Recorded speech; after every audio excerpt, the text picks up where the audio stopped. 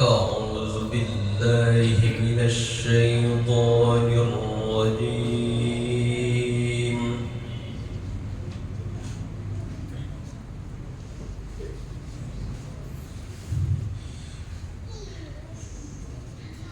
بسم الله الرحمن الرحيم.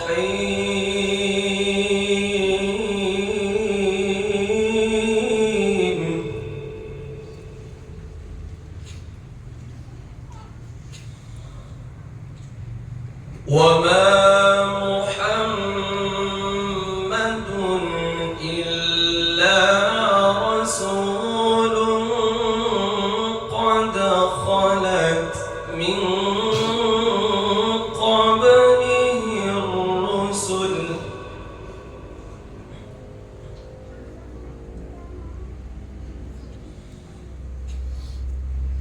أفإن مات أو قتل انقلبتم على أعقابكم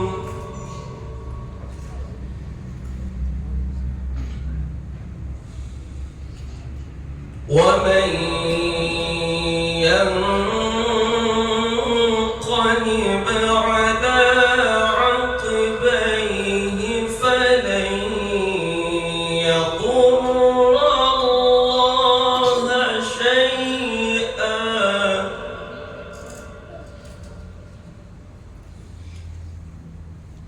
وسيجزي الله الشاكرين.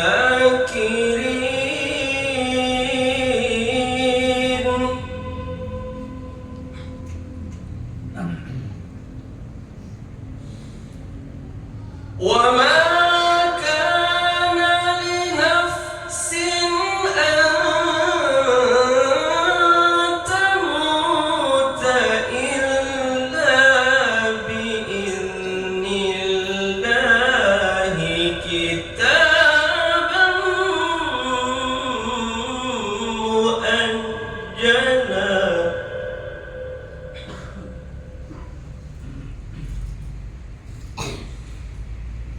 ومن يريد ثواب الدنيا نؤته منها ومن يريد ثواب الآخرة نؤته منها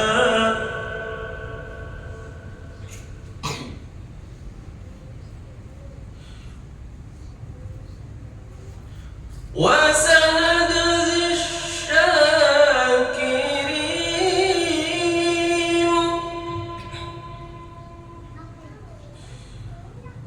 وكأين من نبي قاتل معه ربيون كثير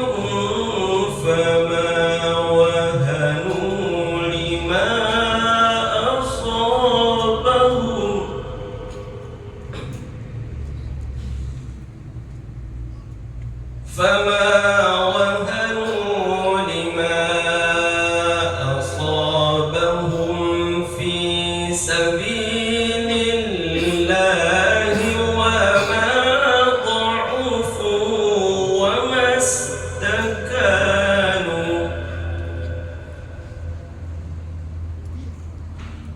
والله يحب الصابرين.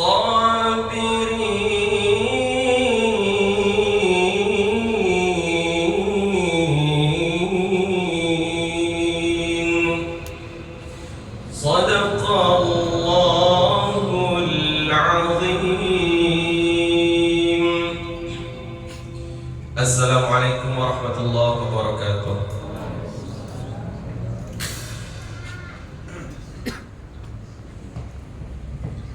Terima kasih kita ucapkan kepada Ustadz Agim yang sudah membacakan ayat suci Al-Quran di depan kita bersama. Semoga dengan dilantunkannya kalam ilahi tadi, semoga acara kita pada malam hari ini diberkahi oleh Allah Subhanahu wa Ta'ala. Selanjutnya, sepatah kata dari pengurus masjid kepada Bapak Aibtu Arsono kami persilakan.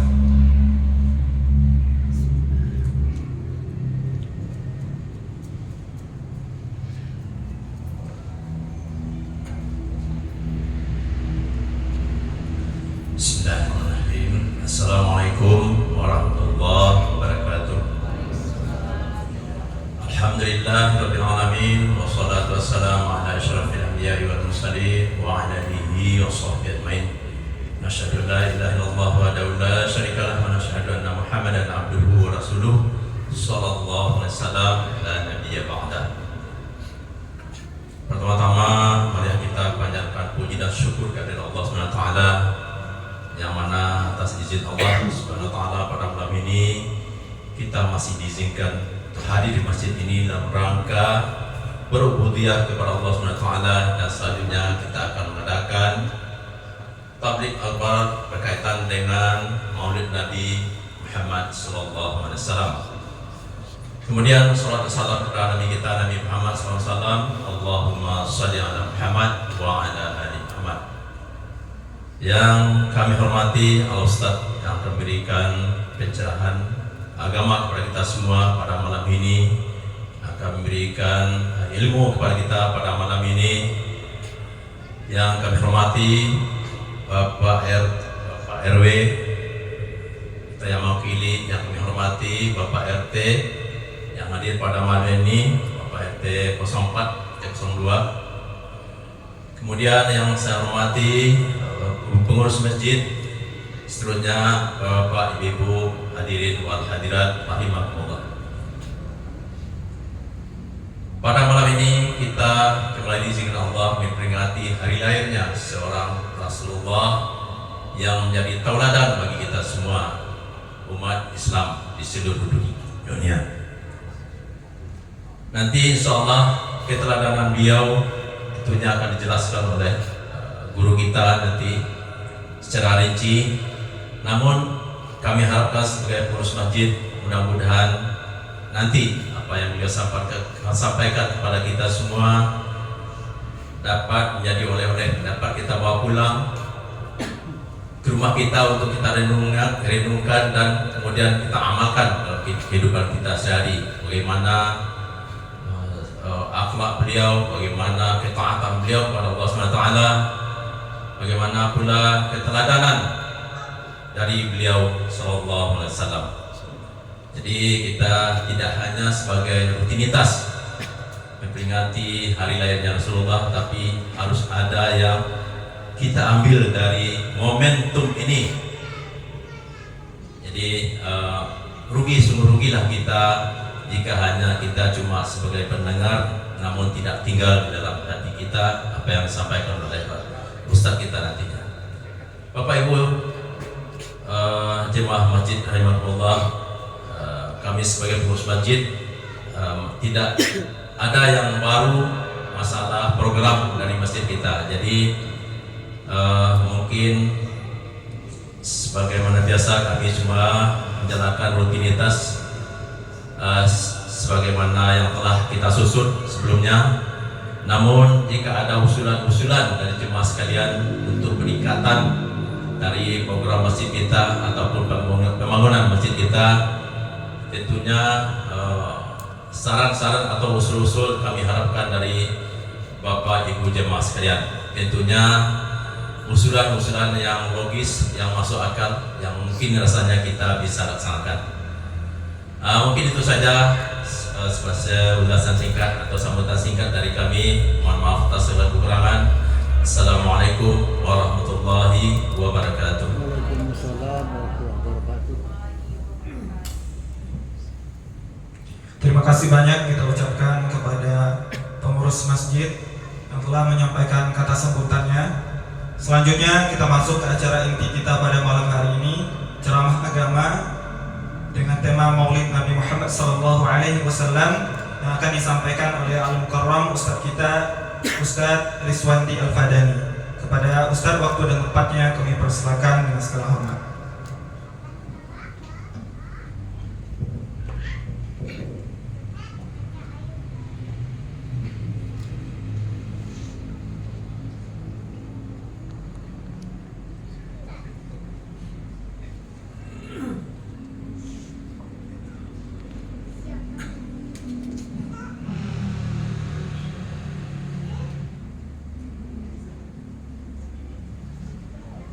Bismillahirrahmanirrahim. Assalamualaikum warahmatullahi wabarakatuh. Alhamdulillahi wa kafa. Wassalatu wassalamu ala Sayyidina Mustafa Sayyidina Muhammad ibn Abdullah wa ala alihi wa sahbihi wa mawala, amma ba'd. Rabbi yassir wa la tu'assir, Rabbi lamin bil khair.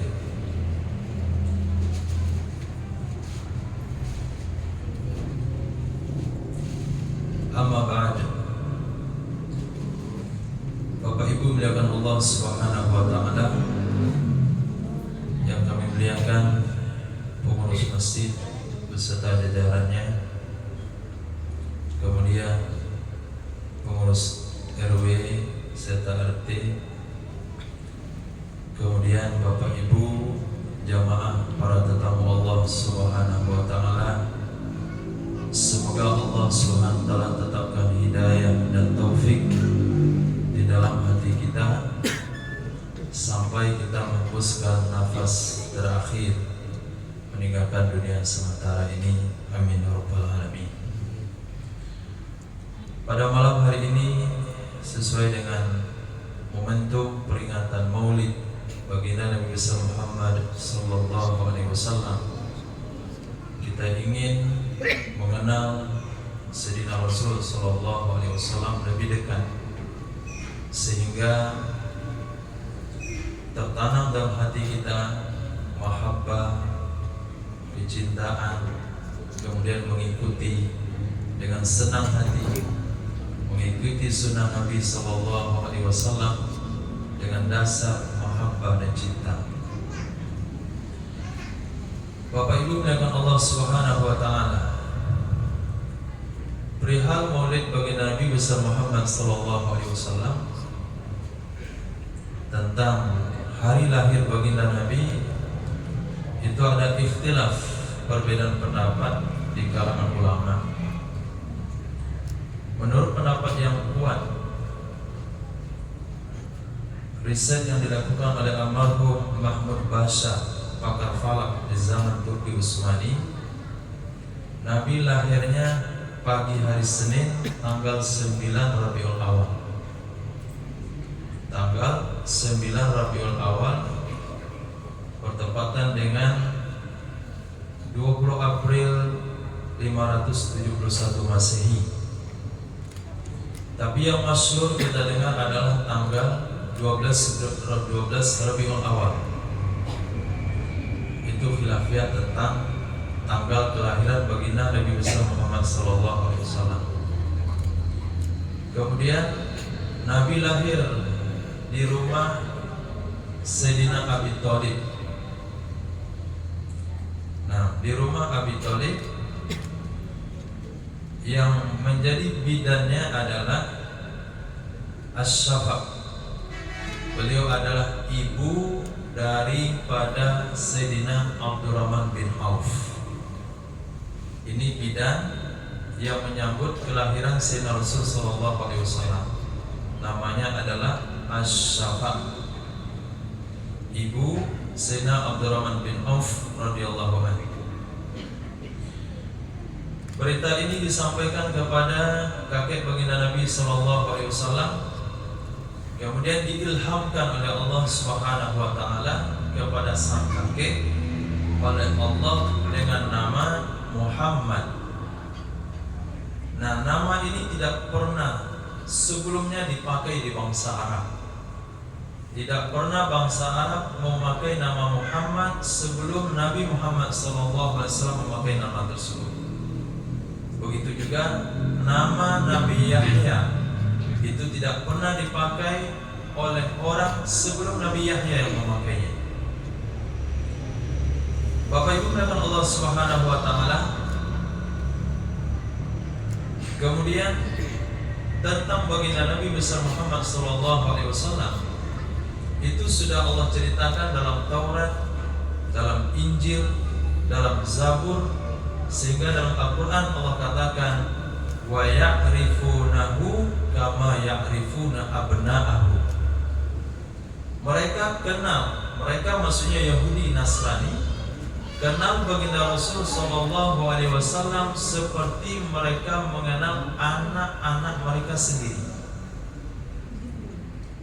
Yahudi Nasrani kenal Sayyidina Rasul SAW seperti mereka mengenal anak mereka sendiri. Nah, bagaimana Bapak Ibu mengenal anak sendiri? Hobinya apa? Makanan kesukaannya apa? Tai lalatnya ada di mana? Kemudian ukuran badannya, kesukaannya, hobinya, kebiasaannya, bahkan sifat-sifatnya. Seperti itu Yahudi mengenal Sayyidina Muhammad SAW. Nah, sementara umat Islam dia tidak mengenal Nabi, hanya sebatas nama saja. Siapa namanya? Muhammad. Siapa ayahnya? Abdullah. Siapa ibunya? Sayyidah Aminah. Anaknya 7 orang. Lahir di Makkah, hijrah ke Madinah, meninggal di Madinah Munawwarah. Hanya sebatas itu saja. Seharusnya kaum muslimin jauh lebih mengenal nabinya daripada Yahudi dan Nasrani. Sehingga Al-Imam Tirmizi rahimahullah ta'ala beliau mengarang sebuah kitab khusus untuk memperkenalkan kepada umat ini bagaimana ciri fisik baginda Nabi SAW. Rambut Nabi, kemudian dahi Nabi, kemudian alis Nabi, bagaimana pola mata Nabi, gigi Nabi, dagu Nabi, jenggot Nabi, sampai kepada ujung kakinya. Alhamdulillah kitab itu sudah diterjemahkan ke dalam bahasa Indonesia. Gak mungkin kita bacakan, tinggal Bapak Ibu beli dan baca Syama'il Muhammadiyah. Nah, kitab Syama'il Muhammadiyah karangan Imam Tirmizi rahimahullah ta'ala, bagaimana kita diperkenalkan sifat baginda Rasul sallallahu alaihi wasallam, sampai Sayyidina Anas bin Malik katakan, aku hitung jenggotnya Nabi itu hanya 13 lembar ubannya. Hanya 13 lembar ubannya sampai kepada jenggotnya. Bahkan para ulama hadis meriwayatkan bagaimana apa makan kesukaan Sayyidina Rasul sallallahu alaihi wasallam. Maka kalau dikatakan Nabi sallallahu alaihi wasallam paling suka itu adalah makan lengan kambing sebelah kanan. Jadi daging yang Nabi sukai Nabi kambing. Daging kambing.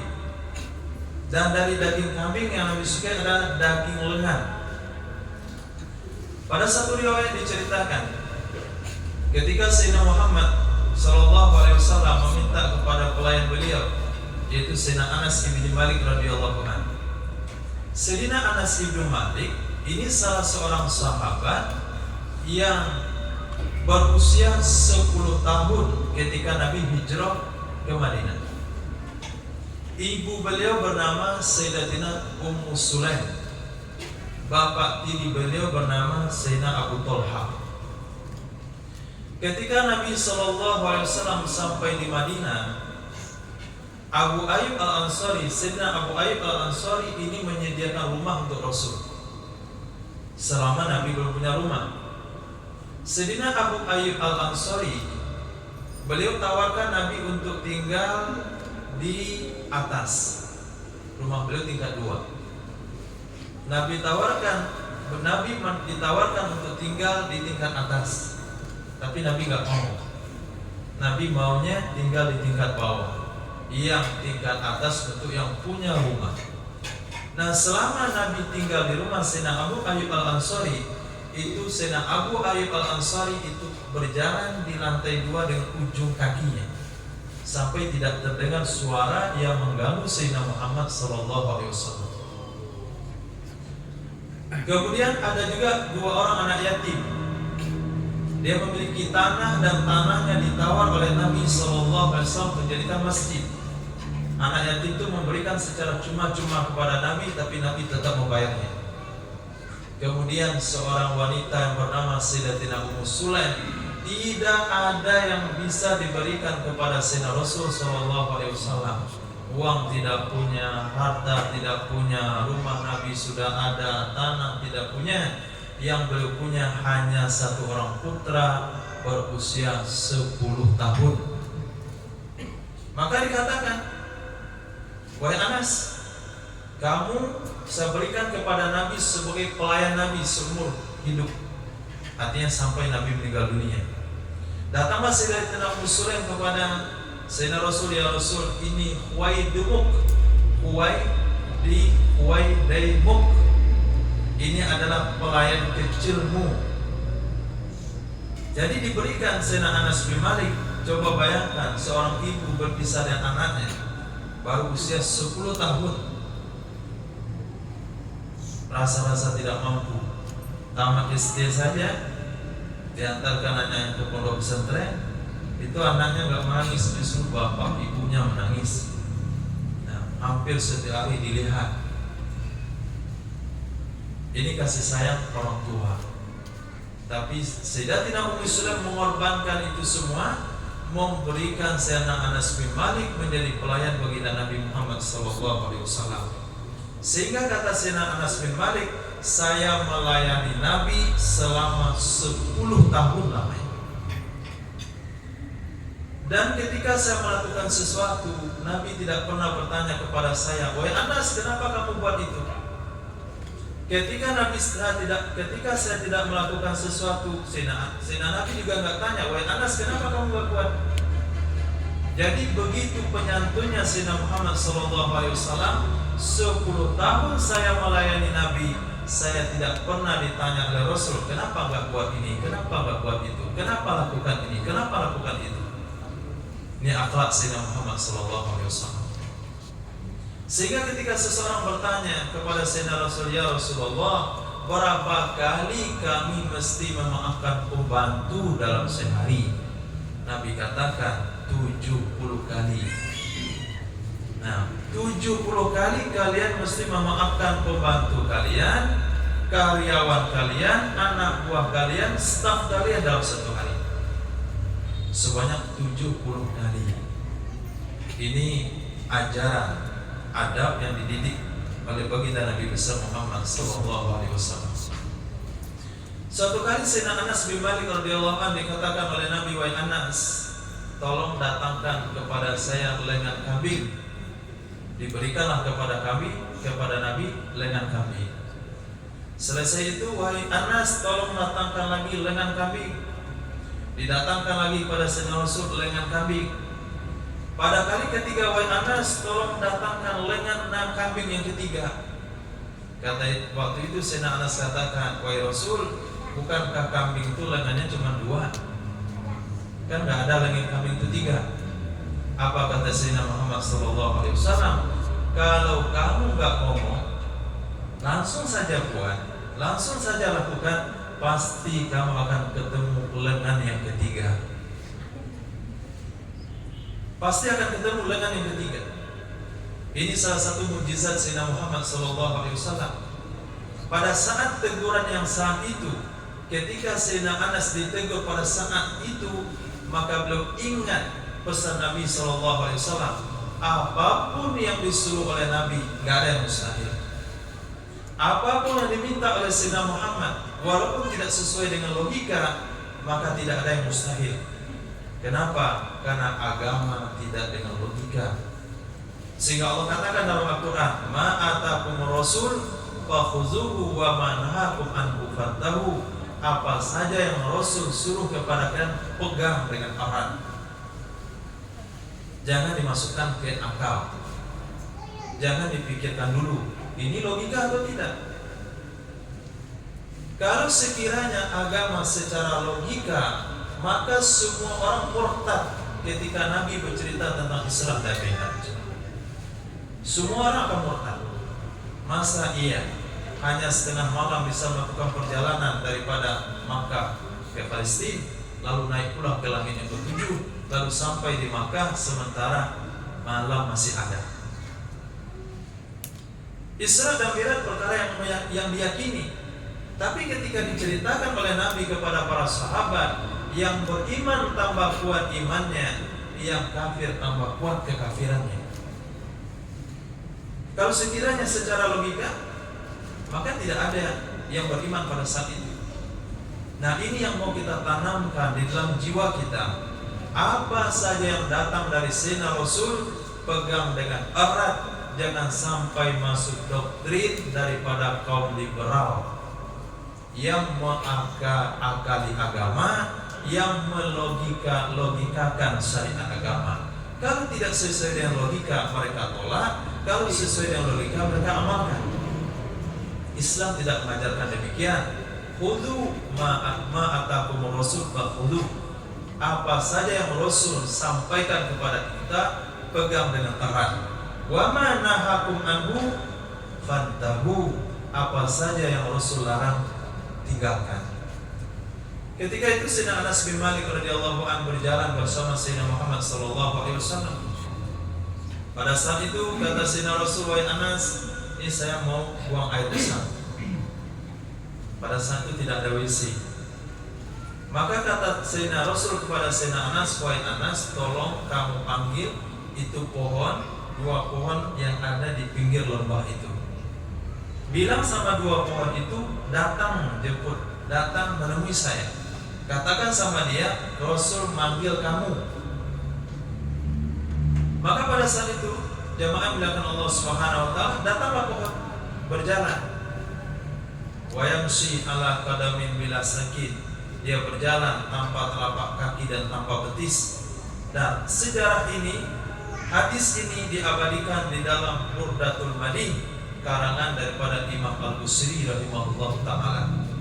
Dan itu riwayatnya ada dalam hadis Rasul sallallahu alaihi wasallam, tapi cerita itu diabadikan dalam Burdatul Madih.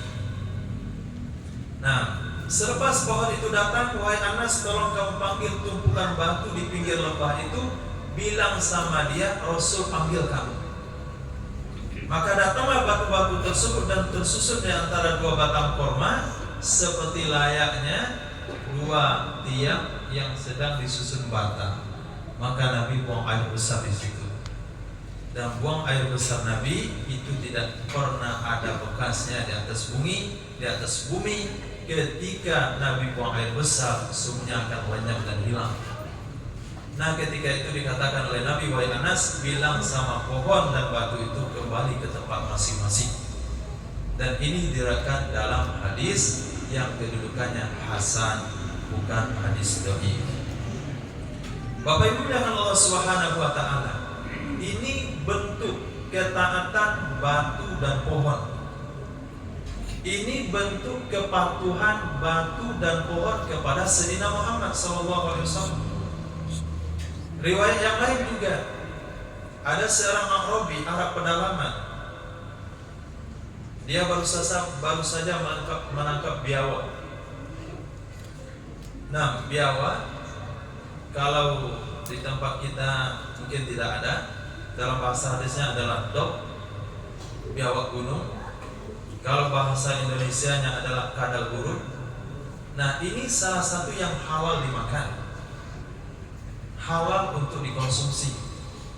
Nah, ketika Nabi berkunjung ke kampung Sayyidina Khalid bin Walid radhiyallahu an, dihidangkanlah biawak gunung oleh keluarga Sayyidina Khalid. Istri Nabi katakan, "Wahai Rasul, itu biawak." Nah, ketika dibilang biawak, Nabi menarik tangannya. Lalu Sayyidina Khalid katakan, "Ya Rasulullah, apakah biawak ini haram?" Kata Nabi, "Tidak.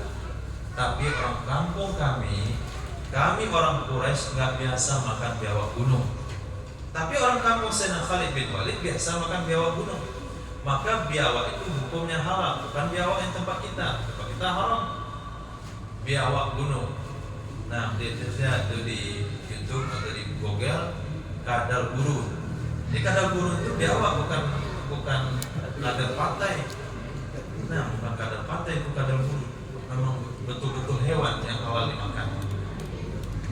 Nah, kata mereka itu bagus dimakan oleh kaum bapak. Nah, dalam tanda kutip.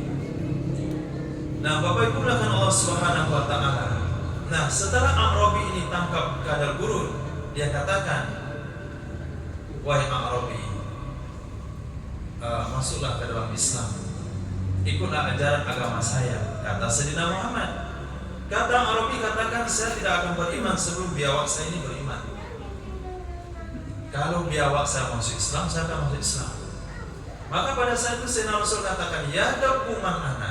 Wahai biawak, kamu tahu nggak siapa saya?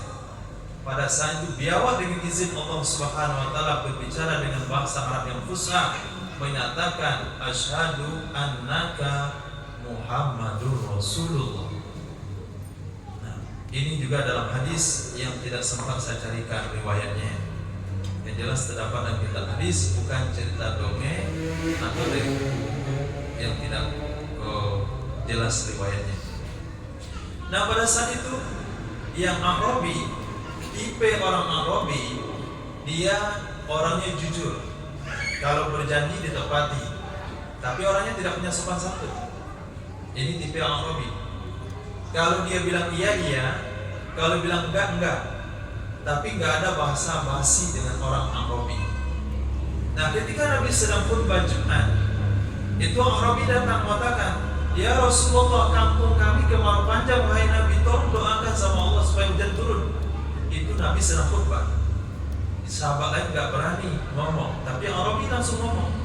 Pada saat itu Nabi doakan, turunlah hujan pada saat itu sampai Jumat depan. Nah, ketika Jumat depan, Bapak Ibu Allah SWT, A'rabi yang sama katakan, "Ya Rasulullah, sudah kebanjiran. Nah, jalan sudah putus, hewan ternak kami hanyut, tanam kami hancur. Doakan kepada Allah supaya hujan dihentikan." Kata Nabi, tidak boleh mendoakan hujan berhenti. Tapi yang Nabi doakan, "Allahumma hawalaina wa la alaina." Ya Allah, turunkan hujan di sekitar kami dan di atas kami. Ya Allah, ala dirab. Ketika Nabi arahkan kepada batu-batuan, hujan pergi ke batu-batuan.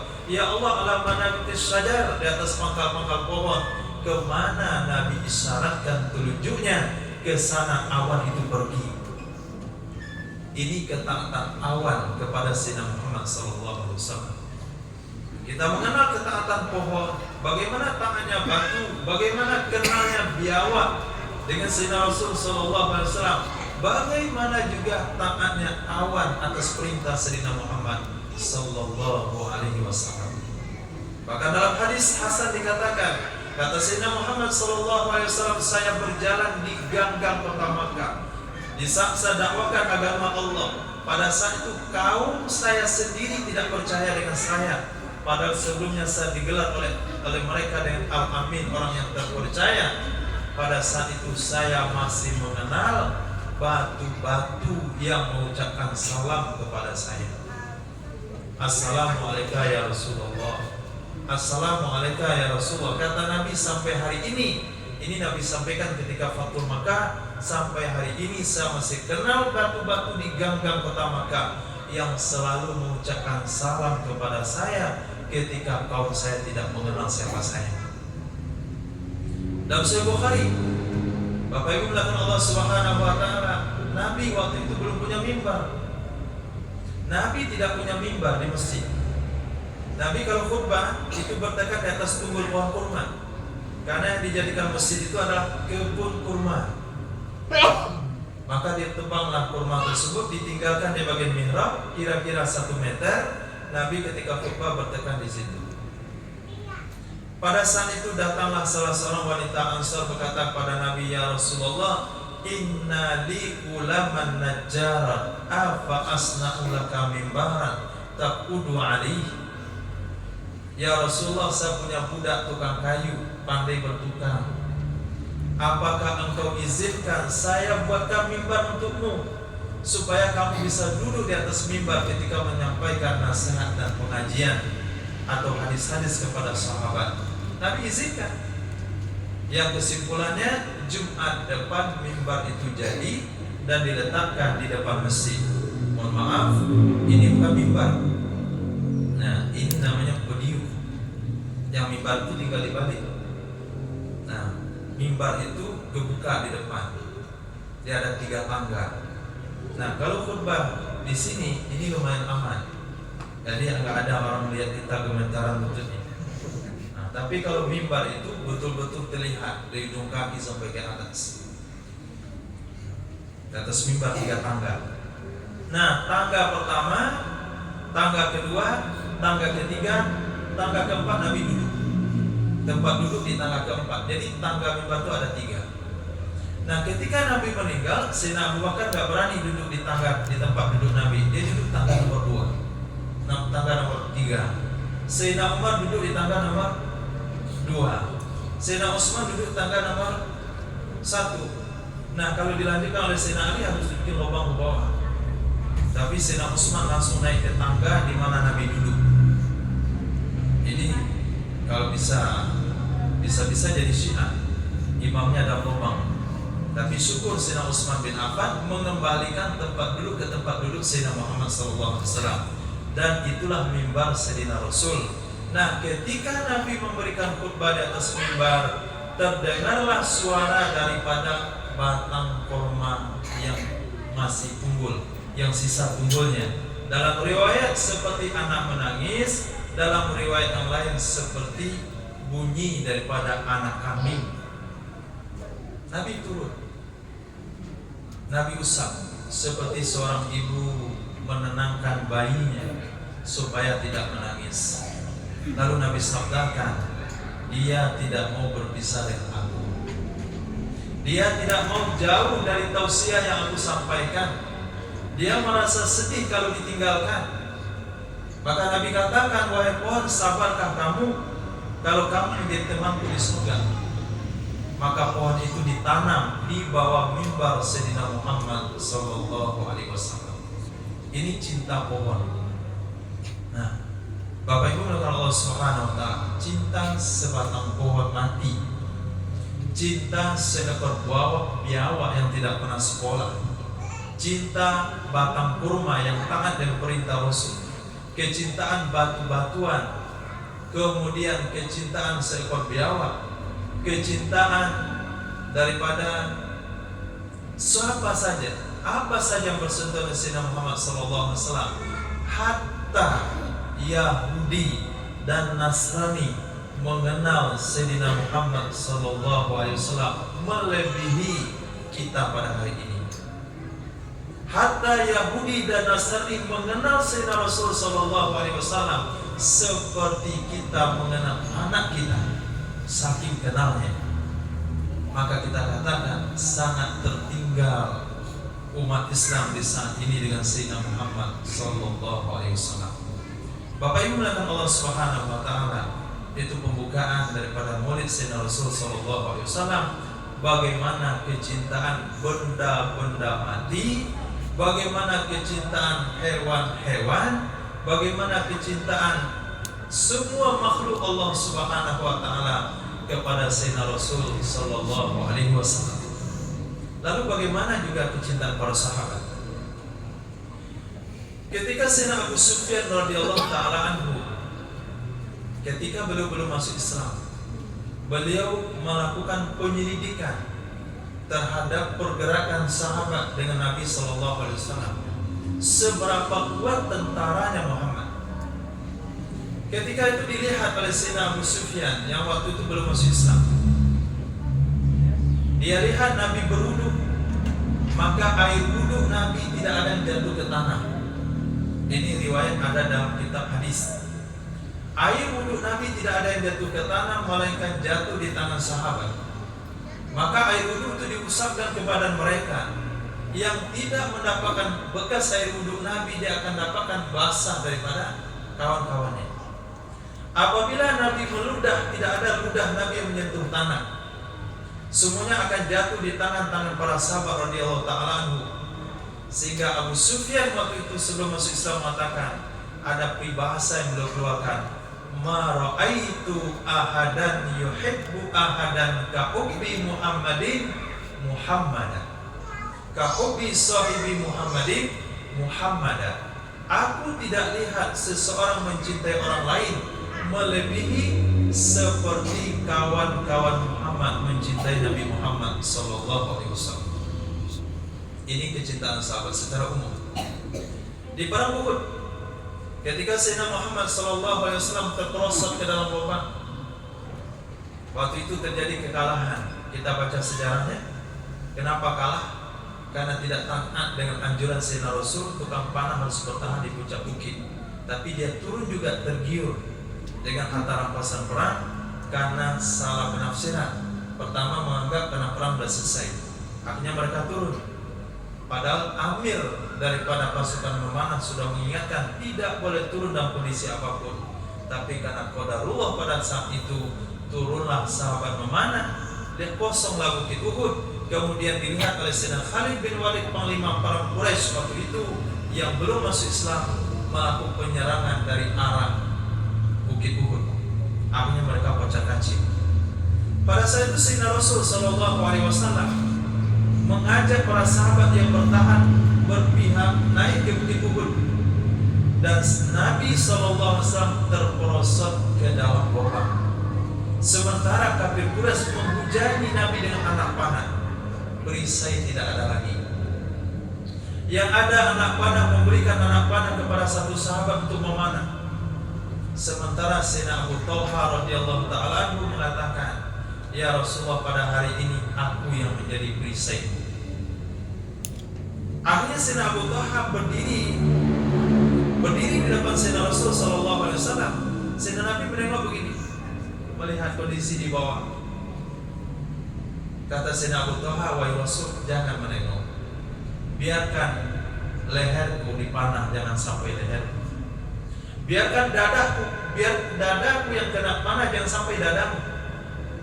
Ini yang disampaikan oleh Sayyidina Abu Talha, sehingga sekian anak panah menancap daripada dada Sayyidina Abu Talha untuk melindungi Sayyidina Rasul sallallahu alaihi wasallam. Walaupun dalam kondisi seperti itu, gigi Nabi juga patah. Gigi Nabi juga patah di perang Uhud. Dan di muka Nabi terbenam daripada bundaran daripada baju perang. Sampai sahabat menggigitnya. Ketika gigit, giginya juga patah. Besi itu tidak mampu dikeluarkan dari muka Sayyidina Muhammad SAW. Sehingga Nabi katakan, Uhud li Talha. Kayaknya pahala perang Uhud sudah diborong oleh Talha bin Ubaidillah. Kenapa? Karena dia telah menjadikan dirinya perisai bagi Sayyidina Muhammad SAW. Ini bentuk cinta sahabat kepada Rasul. Ada juga sahabat Nabi yang bernama Sayyidina Hudzafah. Ketika Sayyidina Hudzafah memimpin sebuah peperangan, dia tertangkap. Pada saat itu pemimpin orang kafir katakan, coba kamu bujuk pimpinannya ini untuk murtad, untuk meninggalkan agama Muhammad. Bunuh anak buahnya di depan matanya. Ketika satu persatu anak buah Sayyidina Hudzafah radhiyallahu anhu dibunuh, dia tidak bergeming, tetap saja mempertahankan akidahnya. Kemudian dikatakan, kalau begitu ikat dia di tiang sana dan panah dia. Ketika diikat mau dipanah, Sayyidina Hudzafah menangis. Ketika menangis, pemimpin orang kafir katakan, coba kamu lepaskan. Mungkin dia sudah takut. Ketika dilepaskan, kenapa kamu menangis? Mau kamu selamat dengan keluar pada agama Islam, meninggalkan ajaran Muhammad SAW? Pada saat itu saya menangis bukan takut mati, tapi sayang nyawa saya cuma satu. Sayang nyawa saya cuma satu. Kalau banyak akan saya korbankan semuanya untuk agama Nabi Muhammad. Apa kata orang kafir Quraisy? Kalau kamu mau cium kepala saya, kamu saya bebaskan. Akhirnya Sayyidina Hudzafah mencium kepala dari pemimpin kafir tersebut dan dia dibebaskan. Pada saat sampai di Madinah, kata Sayyidina Rasulullah SAW, semua kalian wajib mencium kepala Sayyidina Hudzafah radhiyallahu anhu. Bapak Ibu akan Allah Subhanahu wa taala ditawarkan untuk selamat. Nah, terakhir penawarannya, kalau kamu mau menghina Muhammad sekali saja, kamu akan selamat. Apa kata Sayyidina Hudzafah? Kalau saya senang-senang dengan keluarga saya di rumah, Muhammad ditusuk oleh duri, saya tidak akan rela. Kalau saya senang hidup dengan keluarga saya, Muhammad ditusuk dengan duri, saya pun tidak rela. Ini bentuk kecintaan Sayyidina Hudzafah radhiyallahu ta'ala. Bapak Ibu akan Allah Subhanahu wa taala. Kenapa semuanya makhluk yang berakal, yang tidak berakal, para sahabat begitu mencintai Sayyidina Rasul sallallahu alaihi wasallam? Pertanyaannya, apakah cinta itu ada dalam hati kita? Apakah cinta kepada Sayyidina Rasul itu ada dalam hati anak-anak kita? Kalau tidak ada, kenapa tidak ada? Kenapa cinta itu tidak ada? Dan berapa nilai mencintai Sayyidina Rasul tersebut? Bapak Ibu akan Allah Subhanahu wa taala. Ada seorang Arabi mengatakan, "Ya Rasul, saya pengen juga berjuang seperti sahabat-sahabat, tapi saya orang kampung. Saya tidak pandai berperang. Saya hari-hari hidup dengan gembala kambing. Kalaulah saya punya kemampuan, saya akan berjuang juga seperti sahabatmu. Tapi saya tidak punya kemampuan. Tapi saya mencintai engkau, wahai Rasul." Apa kata Nabi sallallahu alaihi wasallam? Al-mar'u ma'a man ahab. Seseorang akan dikumpulkan di akhirat kelak bersama orang yang dia cintainya. Hadis sahih riwayat Bukhari dan Muslim. Apa kata sahabat Nabi? Tidak ada hadis yang lebih membuat kami senang melebihi hadis yang satu ini. Al-mar'u ma'a man ahab. Orang akan dikumpulkan bersama orang yang dia cintainya. Nah, sekarang ada nggak mahabbah Nabi di dalam hati kita? Kalau disebut Rasulullah, bagaimana perasaan hati? Bagaimana bedanya kalau kira-kira anak di rantau dari 5 tahun nggak pulang, katanya mau pulang. Kemudian dikatakan anak ibu tuh dari pintu menunggu dari 5 tahun nggak pulang. Nah, ketika mendengar berita anak mau pulang, ketika mendengar berita anak berhasil, ketika mendengar berita suami naik pangkat, sama nggak perasaan hati ketika mendengar Sayyidina Rasul sallallahu alaihi wasallam? Bahkan kaum muslimin, jangankan untuk mencintai Sayyidina Rasul, memperingati hari lahirnya saja mereka katakan sesat. Jangankan untuk mencintai Sayyidina Rasul, mengatakan Sayyidina saja katanya nggak boleh. Bagaimana cinta akan ada dalam hati generasi muda, anak-anak kita, kalau memperingati hari lahir Nabi saja nggak boleh hukumnya? Haram hukumnya, masuk neraka gara-gara memperingati. Membaca Sayyidina, batal sholat kalau baca Sayyidina. Kan aneh fatwa-fatwa seperti ini, pendapat-pendapat seperti ini. Apa maksudnya dari perkataan mereka? Apakah ingin menjauhkan generasi ini dari Nabi? Apakah ingin menjauhkan bangsa ini pada mahabbah Sayyidina Rasul SAW? Kita tidak bicara hukum. Saya bisa tampilkan beberapa dalil tentang mengatakan Sayyidina Muhammad SAW. Kita bisa tampilkan beberapa dalil apa dasar memperingati Sayyidina Rasul, Maulid baginda Rasul SAW. Tapi hari ini bukan masalah dalil, masalah mahabbah itu ada atau tidak. Bapak Ibu akan Allah Subhanahu wa taala penutup materi pada malam hari ini, minimal ada 2 sudut sisi kita mencintai seseorang. 1, karena kelebihan orang itu. 2, karena jasa orang itu kepada kita. Pertama, karena keunggulan orang itu. Yang kedua, karena jasa orang itu kepada kita. Kalau orang-orang yang profesional, orang-orang yang hatinya bersih, dengan kelebihan seseorang dia sudah bisa mencintai. Tapi kalau dia penuh dengan perhitungan, minimal dengan jasa seseorang dia bisa mencintai orang itu. inilah orang yang menolong kamu waktu di rumah sakit, inilah orang yang membiayai kamu selama kamu sekolah. Maka dia akan merasa berjasa dan mencintai orang yang membiayainya. Nah, malam ini kita ingin memaparkan seringkas-ringkasnya dua sisi Sayyidina Muhammad SAW. Satu, kelebihan beliau. Dua, jasa Nabi kepada umat ini. Mudah-mudahan dengan dua materi ini ada di dalam hati kita cinta, sedikit peluang mencintai Sayyidina Rasulullah SAW. Satu, Al-Quranul Karim tidak pernah menyebut nama Nabi Muhammad. Tidak pernah. Tidak ada kalimat dalam Al-Quran ya Muhammadu, tapi ya Ibrahim ada, ya Yahya, ya Zakaria, ya Isa, ya Musa, ya Ayub. Semua Nabi Allah panggil dengan namanya, kecuali Sayyidina Rasul Sallallahu Alaihi Wasallam. Allah tidak mau panggil dengan namanya. Apa maksud Allah di situ? Supaya memberitahu kepada kita, ini kekasih saya spesial, ini orang istimewa saya. Saya saja gak panggil dengan namanya, kamu manggil dengan Muhammad doang. Allahumma shalli ala Muhammad wa ala ali Muhammad.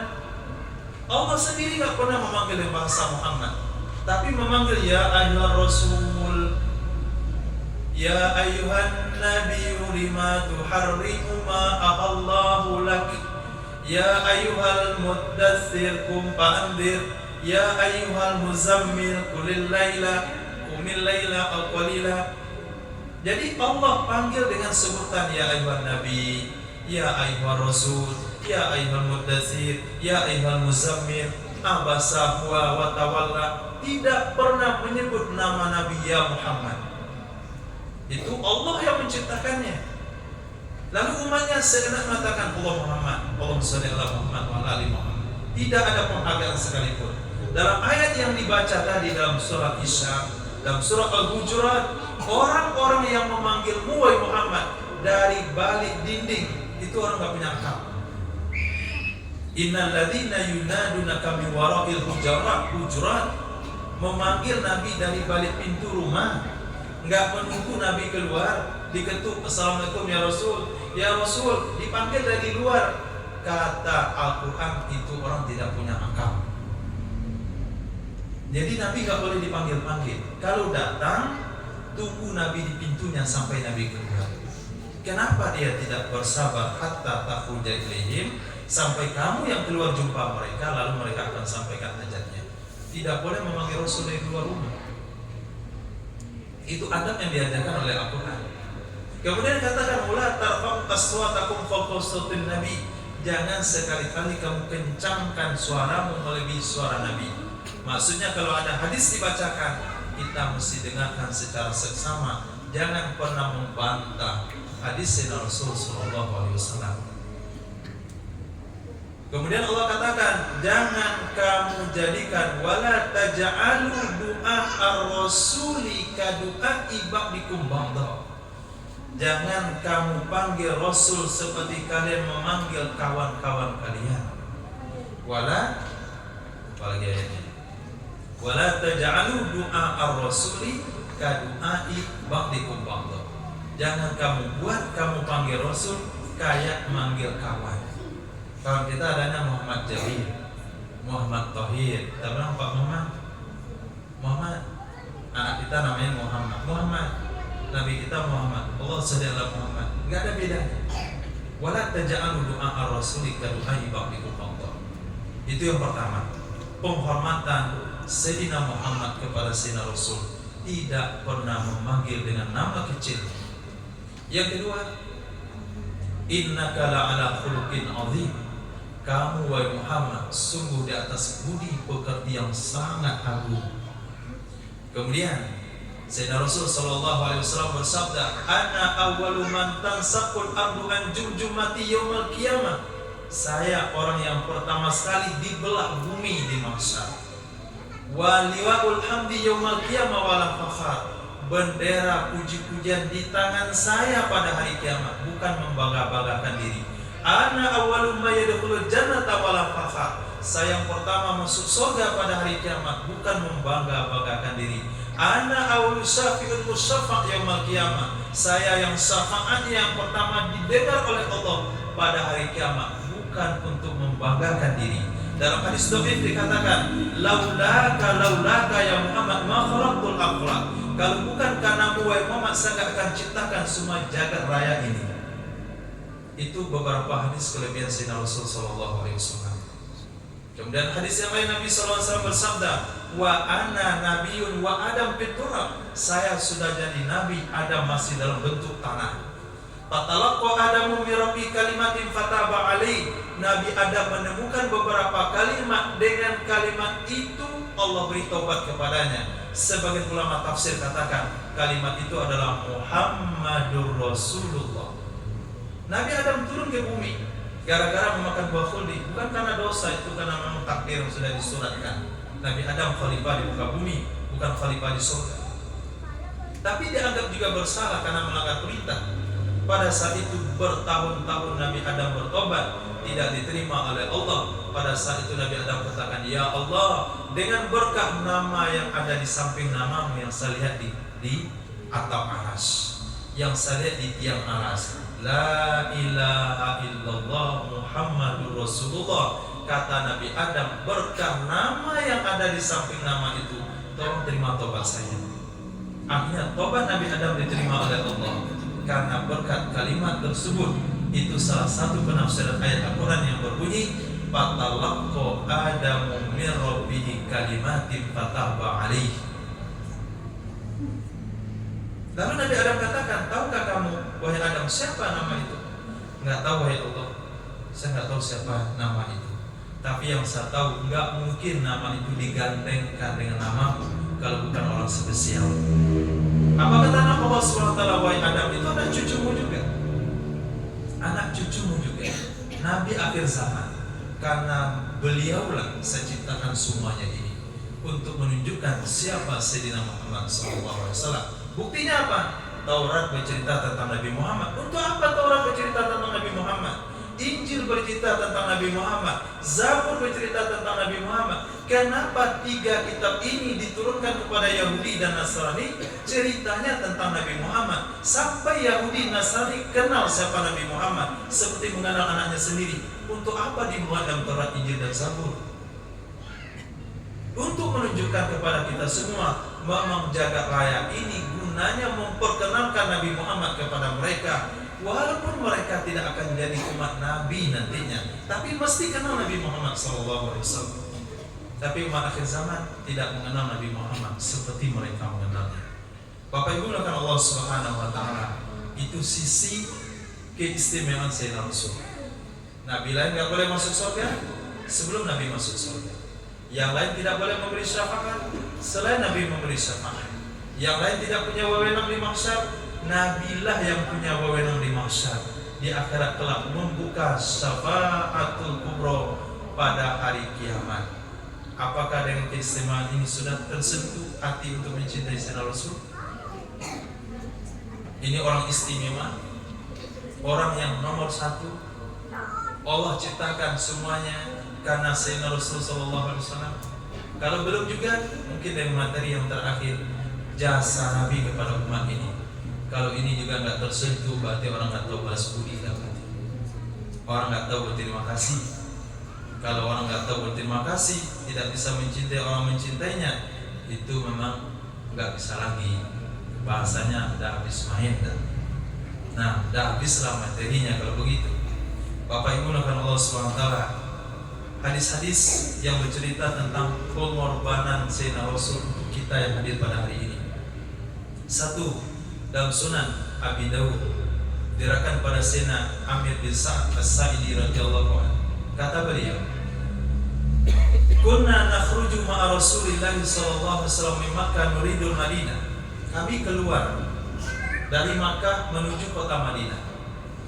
Falamma kunna Azwara nazala. Ketika kami sampai di sebuah tempat namanya Azwara. Azwara itu adalah padang pasir yang sangat luas. Nabi turun dari kendaraan ontanya, Nabi berdiri, farafa'a yadayhi fada'allahu salatan. Nabi angkat kedua tangannya, Nabi berdoa kurang lebih 1 jam lamanya. Summa kharra sajidan famakasa tawilan. Kemudian Nabi tersungkur sujud dalam waktu yang lama juga. Summa qoma, kemudian Nabi berdiri kembali. Nabi tengadahkan kedua tangannya. Nabi doa lagi 1 jam. Nabi tersungkur sujud kembali. Nabi lakukan 3 kali. Kama zakaro Imam Muhammad di Musnadi. Seperti itu riwayat yang disebutkan oleh Imam Ahmad bin Hanbal dalam kitab Musnadnya. Apa yang Nabi lakukan? Kata Sayyidina Rasul dalam hadis tersebut, Inni sa'altu Rabbi wa syafaqtu li ummati fa'atani sulusa ummati fa faratu sajdan syukran li Rabbi. Aku baru saja memohon kepada Allah, meminta kepada Allah supaya Allah berikan kepadaku syafaat membela umatku di akhirat kelak. Akhirnya Allah berikan kepadaku 1/3 umat akan berhak saya bela di akhirat kelak. 1/3 umatku akan masuk surga di akhirat kelak. Kemudian aku sujud syukur di hadapan Allah. Kemudian saya bangkit kembali, doa lagi, minta lagi kepada Allah. Allah berikan kepadaku 2/3 umatku masuk surga. Kemudian aku sujud syukur, aku berdiri kembali, doa kembali.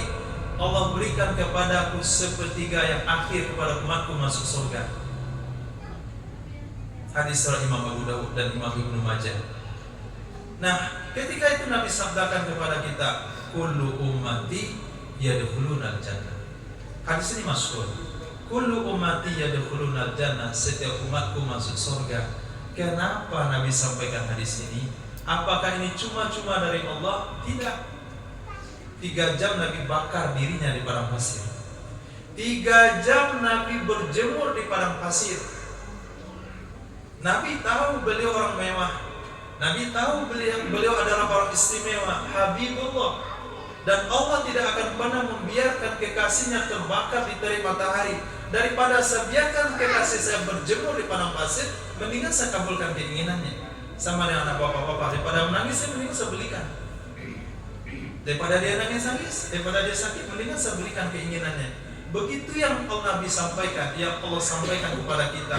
Saya tidak mau melihat kekasih saya terbakar di padang pasir gara-gara kalian.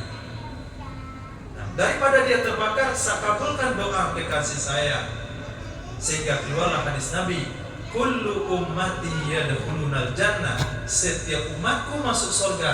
Itu adalah jasa Nabi berjemur di terik matahari.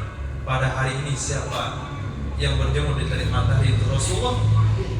Untuk cari uang untuk keluarga ada, berpanas-panas bersabar untuk memperkaya diri ada. Tapi untuk Sayyidina Rasul belum ada di antara kita yang berada di terik matahari karena cinta kepada Sayyidina Muhammad SAW. Tapi Nabi Muhammad sudah berjemur kurang lebih 3 jam di bawah terik matahari, bukan di jalan di padang ini. Bisa minum kopi, minum es, bukan. Ini di tengah padang pasir untuk umat ini. Yang kedua, Sayyidina Abdullah ibni Abbas ibni Mirdas as-Sulami radhiyallahu an abihi anna abahu akhbaru an abihi.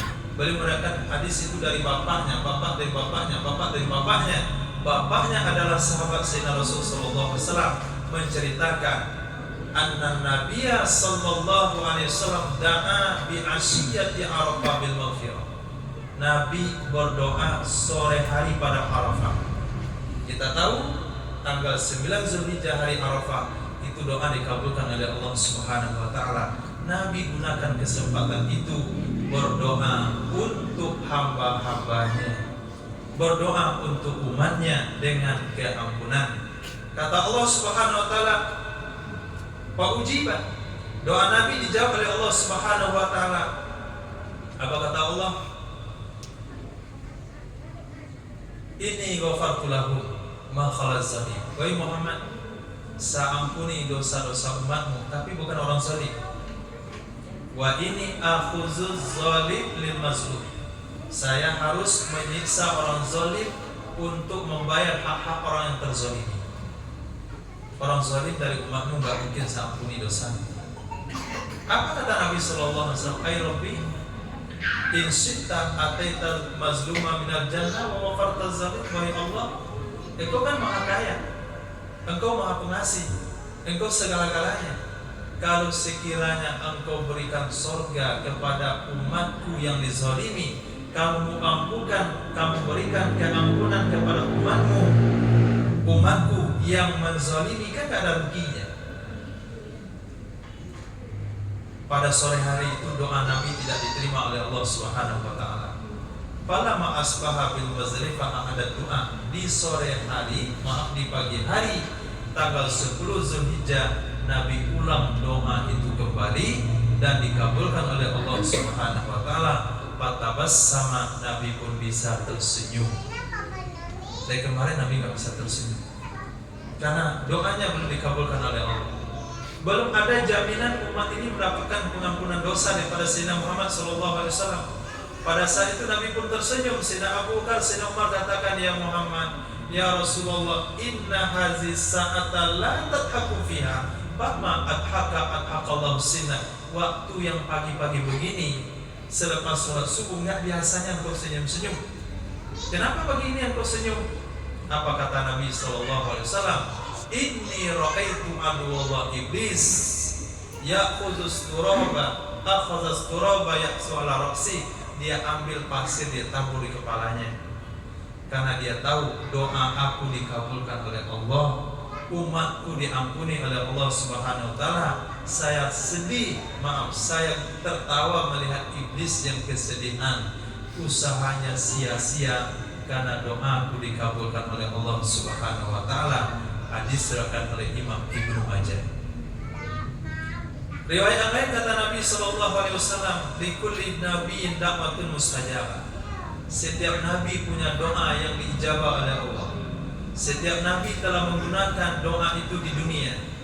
Wa ini tabaktu du'ani safa'ata li ummati yaumal qiyamah. Saya simpan doa itu untuk menyelamatkan umatku pada hari kiamat. Fahiya na'ilatun kullu man mata la yusyriku billahi syai'an. Syafaat itu akan menyelamatkan semua orang yang matinya tidak syirik. Riwayat yang lain juga Nabi SAW bersabda, khuyyirtu baina syafa'a wa baina ayyadkhula nisfu ummatil jannah. Aku diberikan pilihan oleh Allah, wahai Muhammad, apakah umatmu akan masuk surga setengahnya, atau kamu akan memberikan syafaat pada hari kiamat? Fakhtartus syafaat, aku pilih syafaat supaya itu lebih lengkap, lebih sempurna, bisa menyelamatkan seluruh umatku. Kemudian Allah dalam hadis itu dipertanyakan, atarauna lil muttaqin, apakah kalian menganggap wahai sahabat syafaat itu untuk orang-orang bertakwa? Nabi katakan tidak. Likulli khatta'in muznibin mutalawwithin, syafaatku itu untuk setiap orang melakukan kesalahan dan melakukan dosa dan berlumuran dengan kesalahan. Hadis ini bertegas dari hadis Sayyidina Anas bin Malik. Nabi bersabda, syafaati li ahli kabairi min ummati, syafaatku untuk pelaku dosa besar di kalangan umatku. Apakah syafaat itu Sayyidina Bakar? Tidak perlu. Sayyidina Abu Bakar masuk surga dengan amal ibadahnya. 8 pintu surga memanggil nama Sayyidina Abu Bakar As-Siddiq. Sayyidina Umar tidak akan masuk surga kecuali dengan amalnya sendiri. Sayyidina Utsman bin Affan masuk surga dengan sumbangannya 6 miliar dalam perang Tabuk. Itu baru satu momen dia menyumbang. Kita belum sampai miliaran nyumbang. Imam Syafi'i masuk surga, baca Qur'annya sudah bisa masukkan beliau dalam surga. 1 kali khatam setiap hari, 2 kali khatam dalam sehari dalam bulan Ramadan. Imam Ahmad bin Hanbal dengan sholat tahajudnya bisa masuk surga 300 rakaat setiap malam. Imam Sufyan al-Thawri bisa masuk surga dengan amal ibadahnya. Dikatakan mata Sufyan mata zuhdu, kalau Sufyan mati, zuhud pun mati di dunia ini. Nah, syafaat Nabi untuk siapa? Untuk kita hari ini yang tiap hari berlumuran dengan dosa. Tidak bisa kita jamin mata kita tidak pernah terlibat dosa. Tidak bisa kita jamin makanan halal, makanan haram nggak masuk dalam perut kita. Bisa saja ke makan yang haram, ke pakai yang haram, ke bicara yang haram, terdengar yang haram. Banyak perkara dosa yang kita buat. Hanya syafaat Nabi yang bisa menyelamatkan kita. Bapak Ibu kaum muslimin, merenung sejenak. Coba Bapak Ibu pikir-pikir, kalau meninggal besok pagi, amal mana yang bisa mengantarkan ke surga? Amal yang mana salah satunya? Sholat jamaah ke masjid, ya mungkin, alhamdulillah, 10 tahun yang lalu, 20 tahun yang lalu, 30 tahun yang lalu, di mana kita? Nah, sedekah, masya Allah. Kalaulah kita hitung-hitung pengeluaran untuk pribadi dengan pengeluaran untuk jalan Allah, banyak pengeluaran untuk pribadi. Secara jujur kita katakan, uang yang kita keluarkan untuk permainan kita saja itu lebih daripada yang kita berikan untuk agama Allah. Mana lebih mahal sumbangan untuk kami korban pada harga empatnya? Mana lebih mahal yang dia gunakan untuk perawat rumah? Itu pun nggak penting. Kalau nggak dibeli pun nggak ada mengganggu gitu. Lampu hias cuma gambar dinding, cuma gorden. Mana lebih mahal daripada uang yang kita sumbangkan untuk rumah Allah SWT? Tentu jawabannya semuanya itu lebih mahal untuk pribadi kita, untuk dunia kita, belum untuk akhirat kita. Hanya satu modal yang bisa menyelamatkan, yaitu mencintai Sayyidina Muhammad SAW. Terakhir, Bapak Ibu muliakan Allah Subhanahu wa Ta'ala. Tadi dikatakan dalam hadis tersebut, Nabi punya satu doa. Nabi punya satu doa yang dikabulkan oleh Allah secara spontan, tanpa tawar-menawar. Apapun diminta pasti diberikan oleh Allah. Setiap Nabi punya satu kesempatan. Nabi Musa alaihissalam digunakan doa ini untuk menyelamatkan umatnya. Nabi Isa alaihissalam menurunkan hidangan dari langit. Nggak masuk secara logika, tapi kalau doa itu digunakan turun hidangan dari langit untuk umatnya.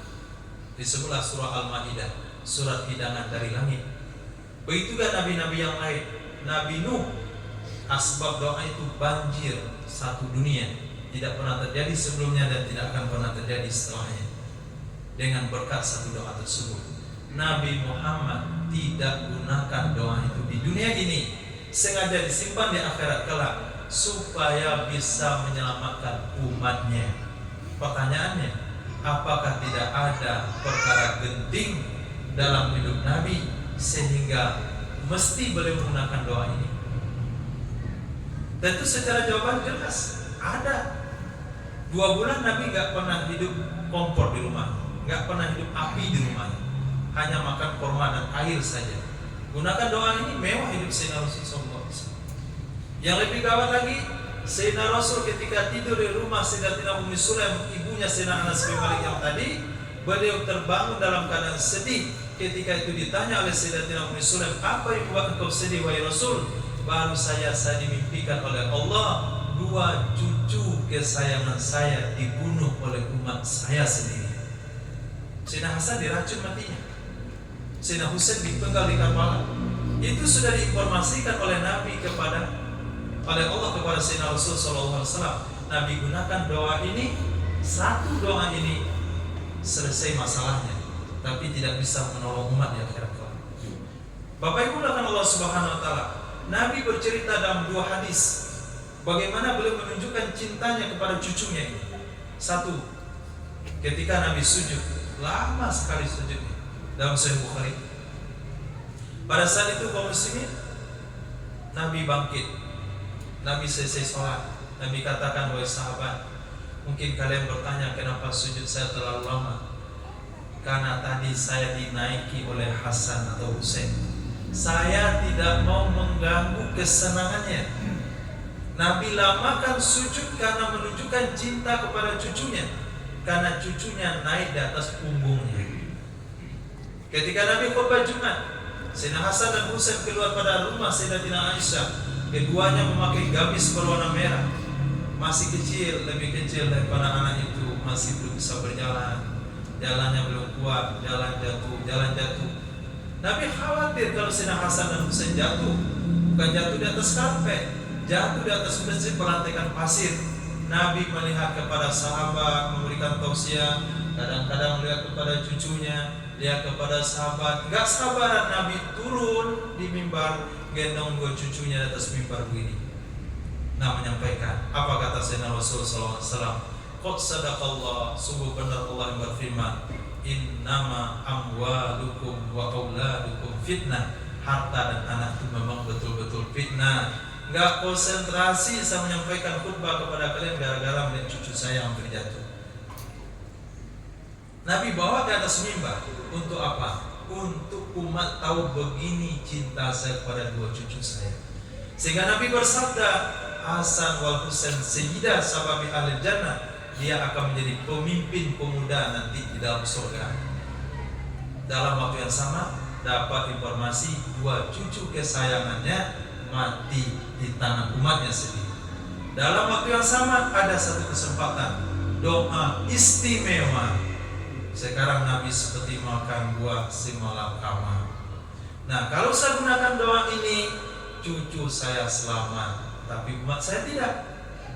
Kalau saya tidak gunakan doa ini, cucu saya mesti mati karena racun, mati karena penggal, tapi umatku selamat di akhirat kelak. Terjadi dua pertimbangan menyelamatkan cucu atau umat. Cucu atau umat. Ketika itu kalau saya selamatkan cucu saya paling selamat, dia akan mati juga ketika ajalnya sampai. Tapi kalau saya gunakan untuk umat ini, untuk semuanya, saya pilih umat, saya korbankan cucu saya untuk kalian. Nah, saya pilih kalian, saya korbankan cucu saya untuk kalian. Nah, sekarang apa yang telah kalian korbankan, kata Nabi, untuk saya? Apa yang bisa dikorbankan? Jangan sampai kita tidak ada berkorban untuk Sayyidina Rasul SAW. Minimal pengorbanan kita adalah apapun hadis Nabi yang terdengar, azamkan dalam hati. Saya yakin kalau itu betul hadis Nabi, saya percaya itu adalah ucapan kekasih saya, ucapan orang istimewa, dan ucapan orang yang telah berkorban segala-galanya untuk saya. Kata Sayyidina Jabir bin Abdullah radhiyallahu ta'ala anhu, aku melihat Nabi SAW sholat dari pagi, dari malam sampai pagi, turaddidu hadhil ayat, hanya mengulang-ulang satu ayat ini saja. In tu'azzibhum fa innahum ibaduk wa in taghfir lahum fa innaka ghafurur rahim. Ya Allah, kalau kamu azab mereka, ya Allah, mereka hamba-hambamu. Kalau kamu ampuni mereka, Engkau adalah Maha Pengampun lagi Maha Penyayang. Satu ayat ini diulang-ulang oleh Nabi dalam sholat tahajudnya sampai pagi. Ketika pagi ditanya oleh Sayyidina Jabir bin Abdullah, ya Rasulullah, lima turaddidu hadhil ayat hatta asbahta? Kenapa engkau ulang-ulang satu ayat ini sampai pagi?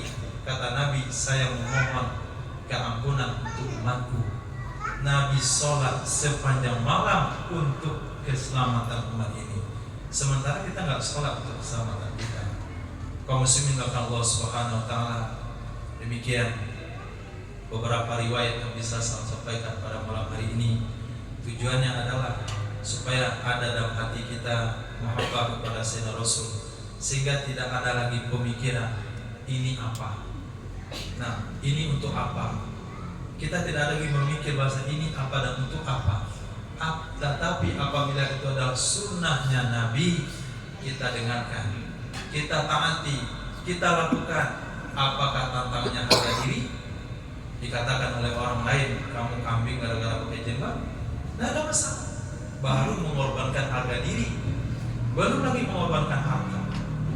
Kalau kita pakai gamis dan pakai jubah, dikatakan yang pakai daster, tidak ada masalah.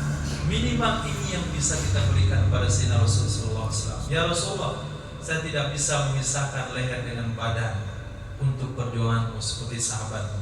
Saya tidak berani memaparkan dada untuk dipanah demi melindungimu. Saya tidak berani menyumbangkan seluruh harta saya seperti Sayyidina Abu Bakar As-Siddiq. Saya tidak berani menampingimu. Saya tidak bisa melayanimu seperti Anas bin Malik.